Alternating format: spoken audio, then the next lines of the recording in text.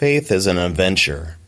Next month, Mother Teresa will be given the title Saint for her courage to say yes to God's call and set out into the great unknown. She was born in 1910 to Albanian parents in what is now Macedonia. At the age of 12, she felt a call to be a missionary and spread the love of Christ.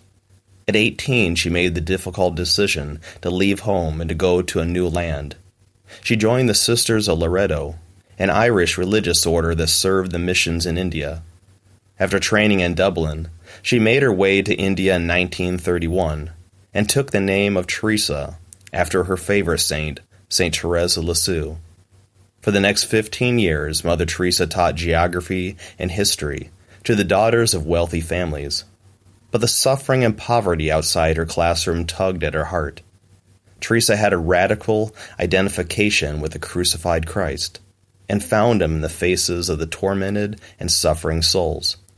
Making a private vow to do whatever the Lord asked of her, Teresa received permission to leave the convent school in 1948.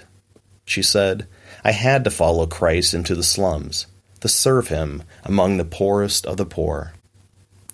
Again, Mother Teresa faced an adventure, leaving her religious order and stepping out into the disease and crime-ridden streets of Calcutta, India. She was alone and broke, but had the perseverance to start an open-air school for the poor children. And soon volunteers and donations arrived.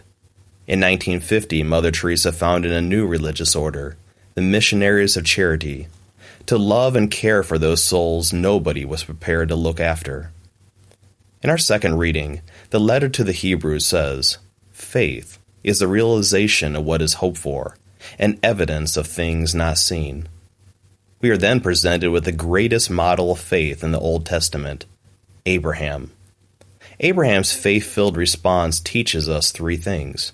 First, faith means preparing for an adventure, even when you are 75 years old. God told Abraham and his wife Sarah, "Go forth from the land of your kinsfolk, and from your father's house to a land that I will show you."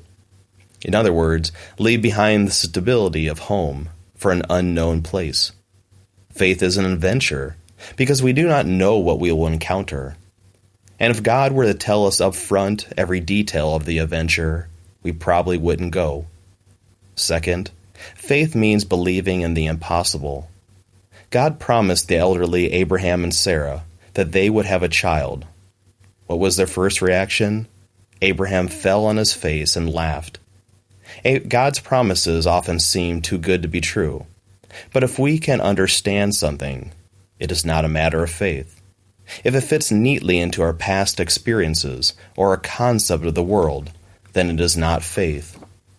In Genesis 15, Abraham was feeling downcast, and God asked him what was wrong. Abraham complained that God's promise takes too long, and he will never have a child. God told him, "Fear not," then led him outside, saying, "Look up at the sky and count the stars if you can. Just so shall your descendants be." Then the Bible says that the sun began to set. God made this promise to Abraham in broad daylight. Abraham saw nothing but a blue sky. Faith is belief in what we cannot see. Third, faith means being ready to sacrifice or part with what we love. Abraham's faith was put to the test later, when God asked him to sacrifice his only son Isaac.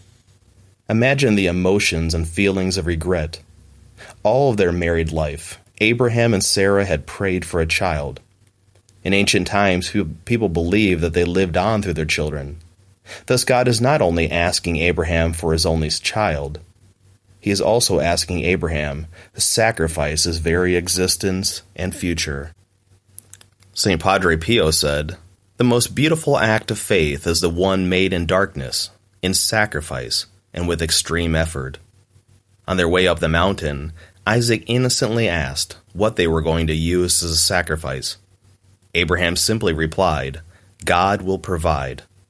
Then Abraham raised the knife over his son, but God interceded with a different sacrifice. If Abraham had not responded in faith to God's call some 4,000 years ago, where would our religion be today? Faith and our sacrifices to uphold it formed the foundation of future generations.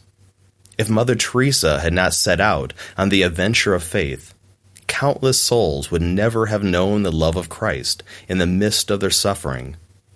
One of her patients said, "I was dying like an animal in the gutter. Now I die like an angel." When Mother Teresa died on September 5, 1997, her religious order served 123 countries, with 594 locations. Both Abraham and Mother Teresa show us that living a faith-filled life means that the adventure, the belief in what we cannot see, and the sacrifice are worth it. For St. Augustine said, "To fall in love with God is the greatest of all romances. To seek Him, the greatest adventure. To find Him, the greatest human achievement."